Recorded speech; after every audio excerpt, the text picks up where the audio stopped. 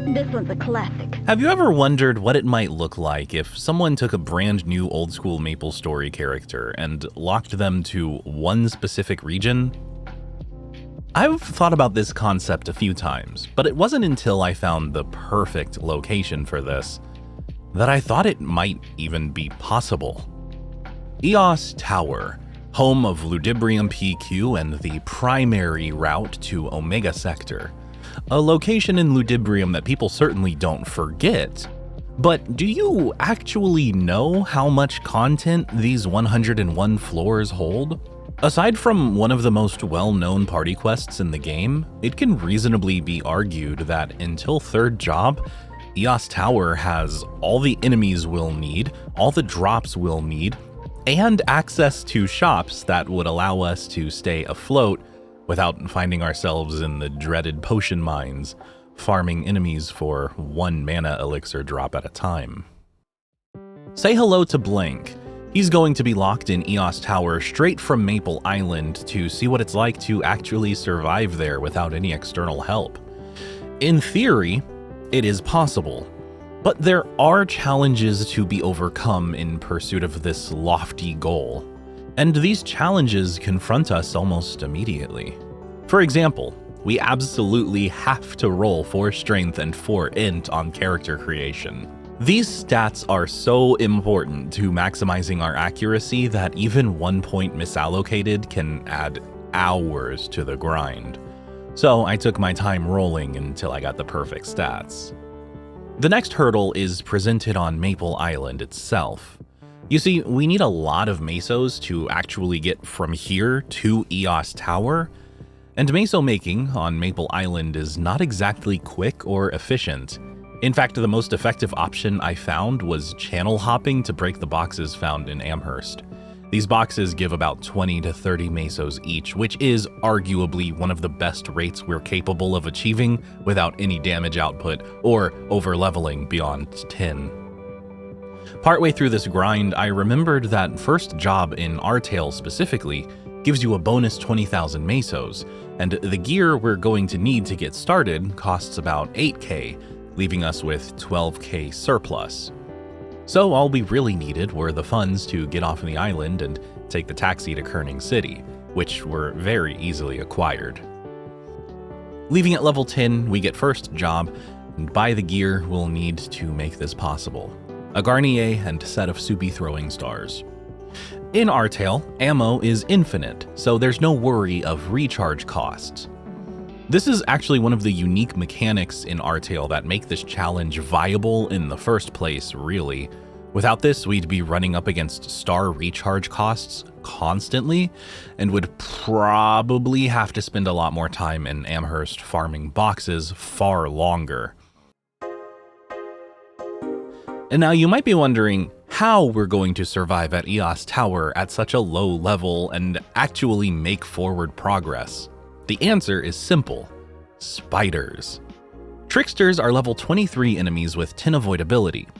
This makes them the lowest level monster in all of Ludibrium, and our ticket into EOS Tower at a point that's far below what's intended. The only classes who are even capable of hitting tricksters at level 10 are thieves, archers, and dex pirates. All 3 classes possess just enough accuracy to hit them even 1% of the time, making them an exceptionally slow but technically viable training monster. In the case of a rogue, we'd be looking at a time to kill of over 10 minutes per trickster on average. The issue, obviously, is that this would make every level take 10 to 15 hours or so before reaching a point where we can hit 50% of the time, and the grind stops being completely unbearable. I had nothing to prove, and I wasn't going to torture myself, so I stopped by Hennis's hunting ground and trained to level 12 before setting off. This gives me just enough accuracy that it's like not miserable. I know what I'm here for, and it's not 30 hours of seeing miss pop up above a trickster's head. It is possible to do this challenge straight from level 10 though, and I want to make sure that that's understood. An archer or dex pirate would also have a slightly easier time here in these early levels compared to a rogue anyway, since they have more accuracy. But they don't have dark sight. And as we'll learn, darksight is pretty important.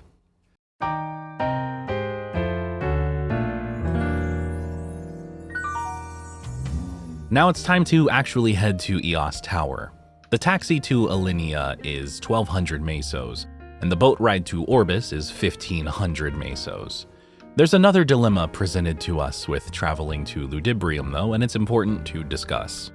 The ticket to Ludibrium costs a few thousand mesos on its own, and because we're tight on funds, we need to hold on to as many mesos as possible.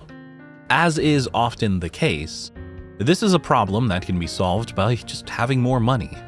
If you farmed 50,000 at Amherst or something, this wouldn't even be a consideration. And I do recommend farming as many mesos as possible there if you take on this challenge.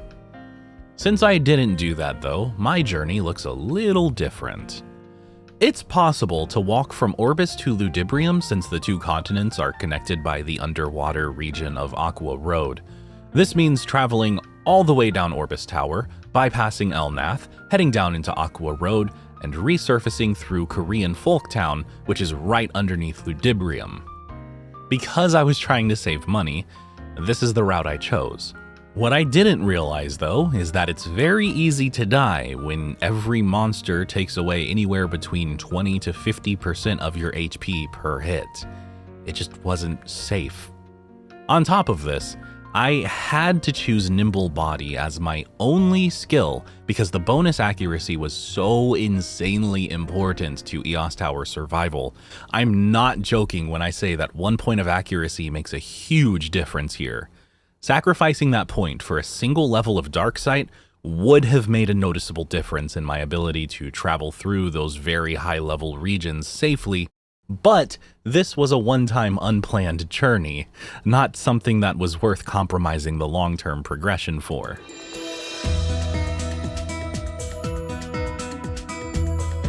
Traveling down Orbis Tower was so treacherous that I found myself sitting around to recover HP on just about every single floor, so the whole process took about 20 minutes.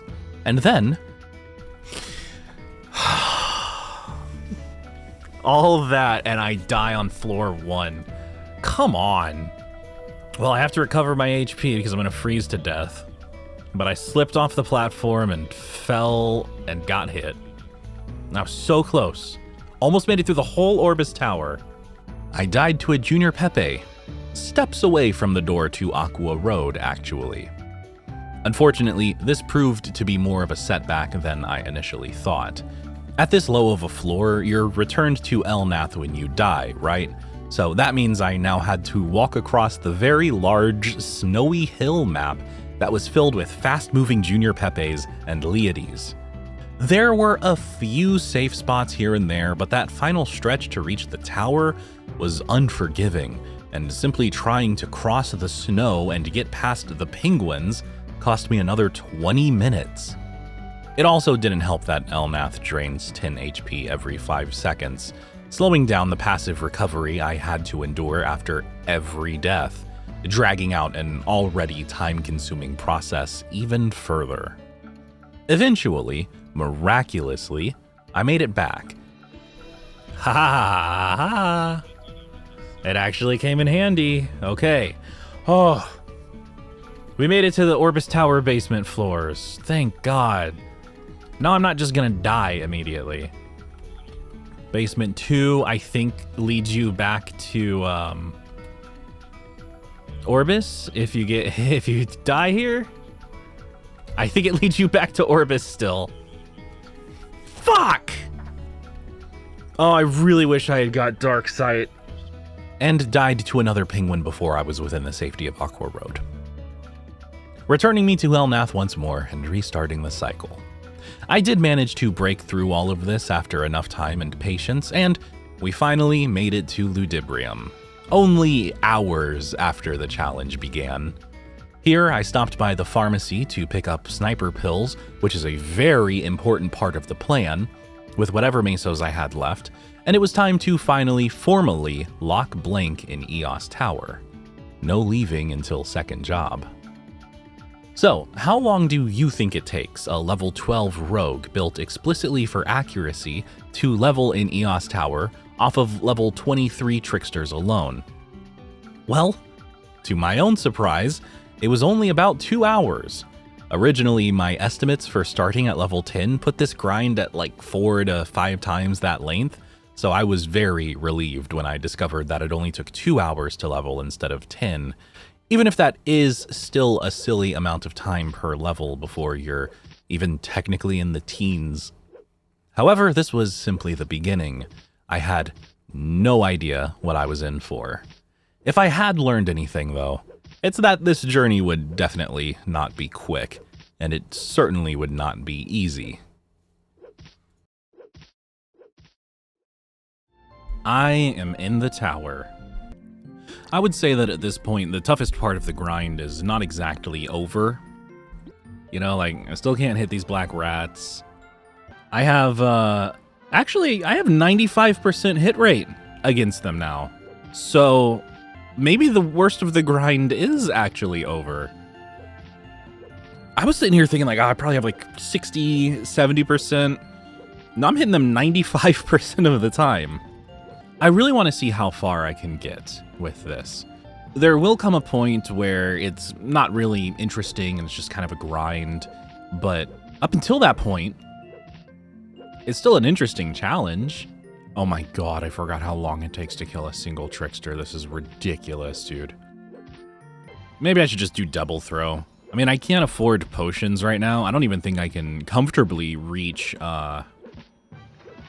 Gumball Machine, actually. So maybe the next move is actually just to do Dark Sight leveling, get some points in Dark Sight, and allow myself to move freely around the tower without worry. You know what? That's the plan. So let me go ahead and just try and level up again and see if maybe I can get to a point where walking around the tower isn't a terrifying thing. Even these black rats are gonna kill me in 5 hits. Way less than that. They do 124 damage!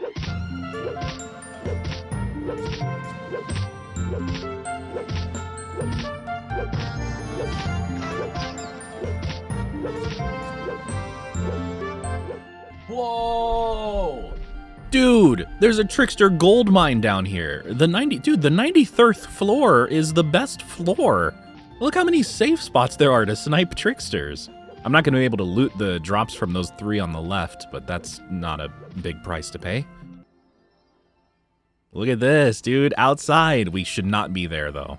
We'll worry about being outside in the future. Maybe when I'm a little stronger, or have Dark Sight at least, and can, like, make my way to Gumby. Doesn't look like I can hit the 3rd one. Yeah, I need... No, if I stand here, I can do it. Okay, this is still doable. Well, hey, in good news, at least, our tale is accurate in that you can't stay in the exact same spot forever and continue to kill the same monsters. In old school MapleStory, monsters would eventually cycle to other sections of the map so that you had to kind of rotate or have a party taking care of everything. So at least we know that our tale is somewhat accurate in that regard, but I still think the 93rd floor is the better of the 2 options that I realistically have. There are just so many more tricksters available here compared to the 94th floor. Look how many tricksters there are on that dangerous platform with black rats. I could never actually kill any of them because I don't have a sniping platform, but just a bunch of missed opportunities right there dangling from a spider web. This music makes me think of middle school, which was a long time ago now because I'm old. Also, I'm very close to level 14. It's like it might take 2 more tricksters and then I'm done. Level 14 won't solve anything. It makes it a little easier. Levels should be a little quicker, but it's still gonna be kind of a challenge.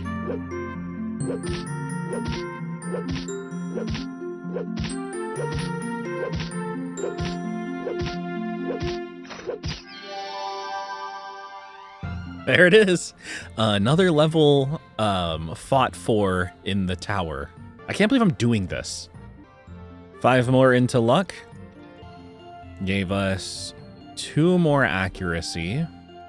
Dark Sight sounds good, but I actually don't really need it. So if I do 3 more points of Nimble Body, that brings me up to 81% without. All right, Nimble Body it is. 81% accuracy without sniper pills is really good. That's almost like we've almost reached a level of sustainability surviving in this tower. And it's also important to notice that the higher level I get, the higher my damage output against these guys, because I'm breaking through a little bit more of their defense, because I think defense takes into account character level. Yes, we are still making forward progress, even if accuracy isn't necessarily improving across the board without sniper pills. I am still hitting more damage on average, so level 15 shouldn't take... I mean, that level took 1 hour and 20 minutes, which is down from the 2 hours of level 12 to 13. We'll see how long level 15 takes. I have 7 sniper pills remaining. So when these run out, I'm pretty much done. But I think with how much stronger I've become by getting 1 more level and a little bit more luck, I might be able to get to 15 before I run out of these sniper pills, but we'll have to see. I might not need to restock on them, which would be best case scenario, because it means I don't have to get rid of the 8,000 mesos I've accumulated in the past however many hours I've already been in this tower.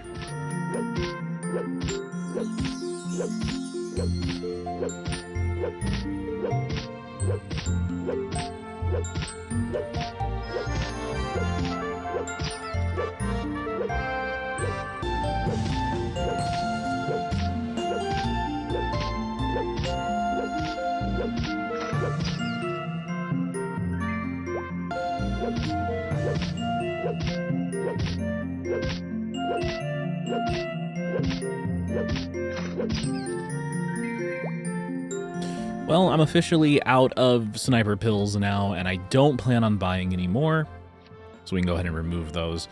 And I have 85% EXP, almost to level 15. This level has gone by a little bit faster, but it's not been a noticeable improvement over level 13 to 14. Feels weird training without sniper pills, because I've already done so many hours of it. Not seeing that little icon in the top right is like unsettling. I'm not fighting against the clock anymore to get kills, so there's a little bit of freedom in that. Not trying to maximize trickster kills per sniper pill anymore.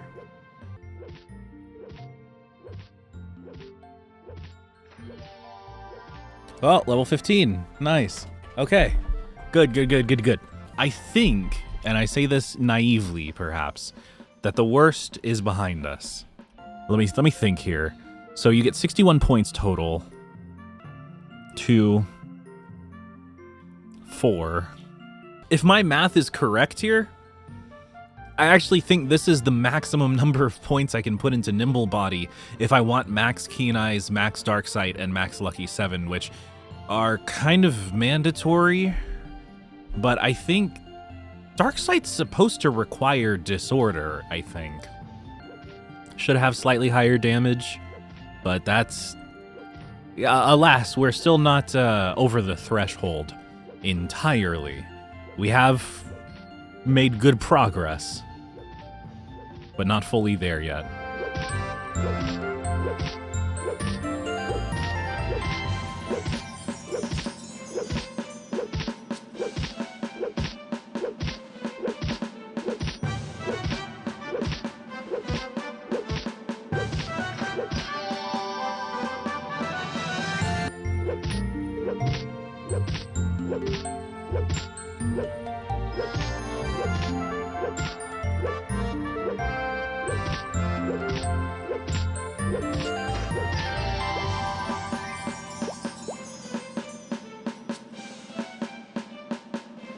Oh my god.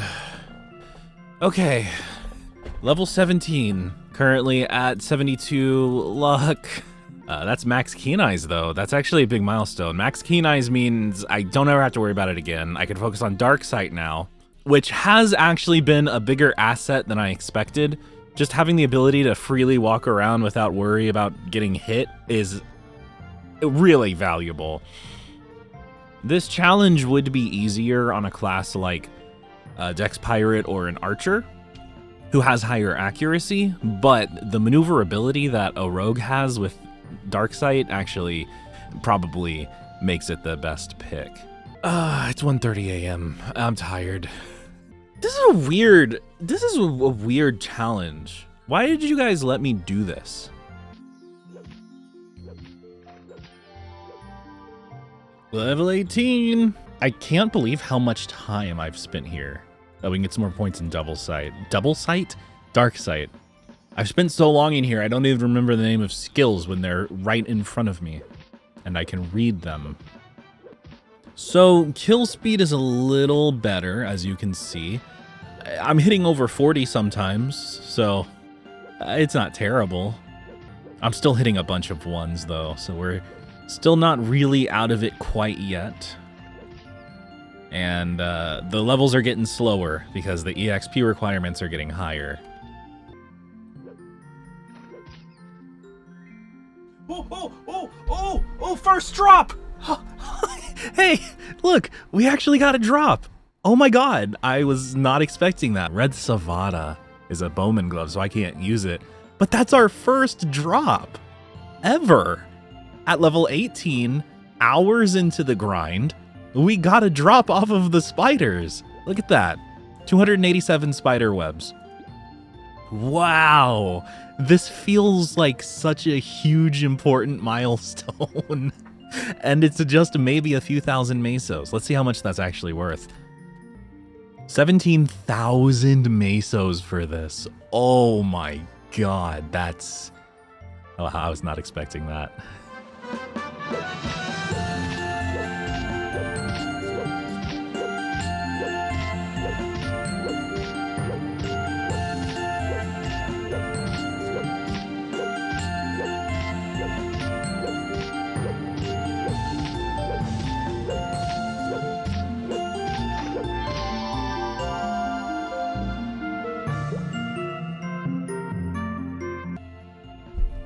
Goodness. 2 times drop and 2 times EXP until August 26th? These last for 2 months, dude.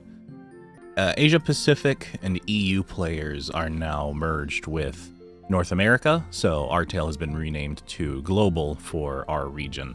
And this is just a welcoming gift, so yeah, you better believe I'm gonna use this because I'm actually almost to my goal. Like, I was about ready to stop at level 20 for now.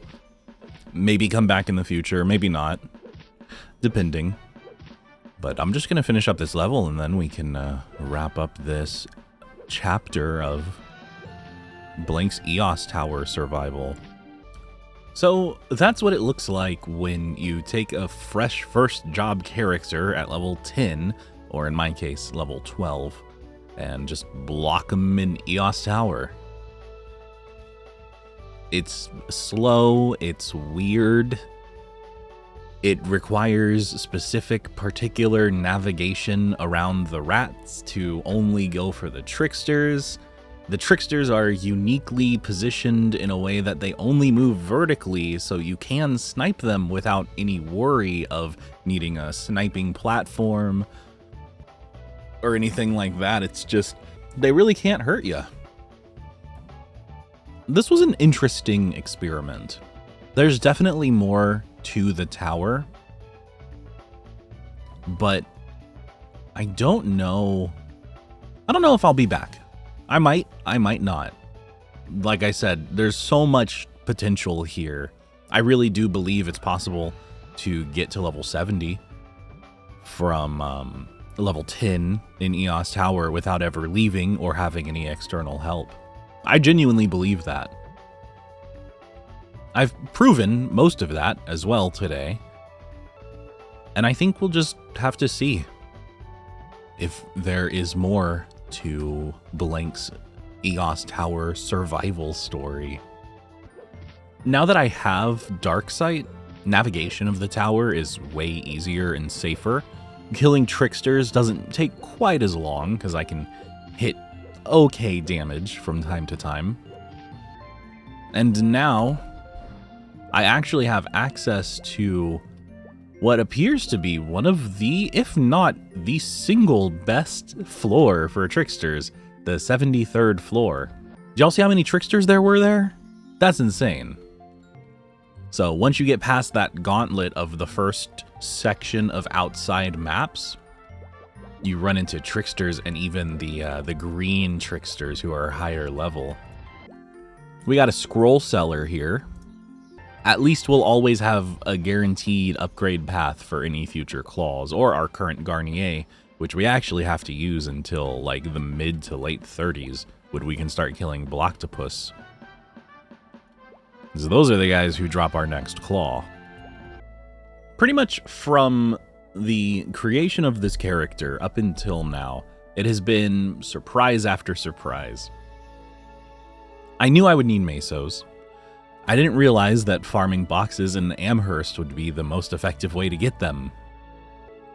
I also didn't think that I would be skipping the train ride, the boat ride to Ludibrium, and I did not expect a gauntlet of maps to have to go through at level 10 with no dark sight. Just barely survived that. I also really didn't expect it to be so relaxing. Just killing tricksters, walking around floor, what was it, the 93rd floor is what I was hanging out on? I didn't expect that to be such a cozy, chill place. If I come back to this character, I'll definitely have a good training spot. Now that I have Dark Sight, I can navigate throughout pretty much all of the floors comfortably. I have good range on my attacks, and as we saw, the 70th floors, that range of floors, at least in the interior, have tons of tricksters. No more trying to navigate around black rats. No more hoping that a trickster spawns in a location that I can access it. From now on, it's just tricksters and nothing else to worry about, so I can probably get actually pretty decent EXP rates, making the grind to 30, if I choose to do it, not quite as bad. Is it possible to survive in EOS Tower without any external help? Turns out, yeah, it is.